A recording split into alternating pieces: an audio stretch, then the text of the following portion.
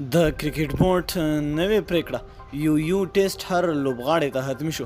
سلام او مینه، خوږو دوستانو، وخت مو په خیر. د ویډیو د مخه زموږ چینل در سره حتما سبسکرایب کړئ. د افغانستان د کرکټ بورډ له لوري پریکړه شوې چې نور به د ملي ټیم هر لوبغاړي د فټنس د یو ټیسټ کې 18.3 نمرې اخلي، او که کوم لوبغاړي دا نمرې پوره نه کړي په ملي لوبډله کې نشي لوبېدلی. ټیسټ د کرکټ نړیوال معیار بلل کیږي، خو یو د فټنس هر هیواد ځان ته اندازه لري. د افغانستان لپاره افغان لوبغاړو ته په کتو سره 18.3 اندازه ټاکل شوې، خو د بل هر هیواد د فټنس اندازه تر موږ لوړه ده. د هند د ملي لوبډلې کپټان ویراټ کوهلي د همدغه ټیسټ خو په لوړو نمرو د عملي کېدو په موخه له خپل ځان نه پیل کړی دی.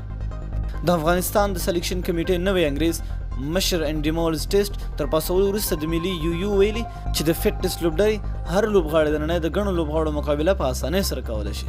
د افغانستان د کرکټ بورډ سرچینې وایي چې د کرکټ په نړیوال جام کې د افغان اتلانو تقریبا نیمایي لوبډلې ته دا ټیسټ اسانه نه دی. ویل کېږي چې د افغان لوبغاړو د ټاکنونکي کمیټې نوی مشر انډي مولز په دې شرط په افغان کرکټ بورډ کې دندې کولو ته یو زړه ښه کړی چې د لوبډلې هر لوبغاړی به د فټنس ټیسټ پاسوي، نظم او ډیسپلین ته به غاړه ږدي، او د نړیوالو لوبغاړو په څیر به د کرکټ له ټولو قوانینو سره یو ځای میدان ته داخلیږي.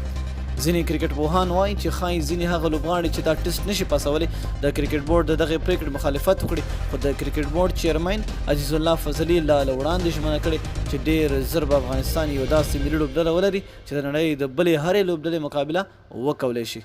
تر دمګړۍ د افغانستان په ملي لوبډله کې د صحت او فټنس برخې ته زیاته پاملرنه نه وه شوې، خو په نړیوال جام کې تر پرله پسې ماتو وروسته د افغانستان کرکټ بورډ هم په خپلو پریکړو کې جدي بریښي.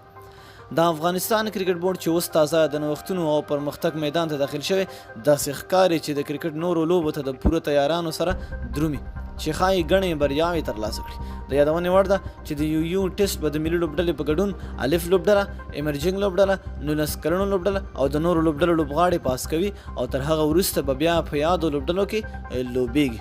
مننه چې ویډیو مو سره تر پایه وکته. د الله نورو ښکلو معلوماتو لپاره زموږ همدغه چینل در سره سبسکرایب کولی شئ. تر بلې ویډیو ځلې الله په امان.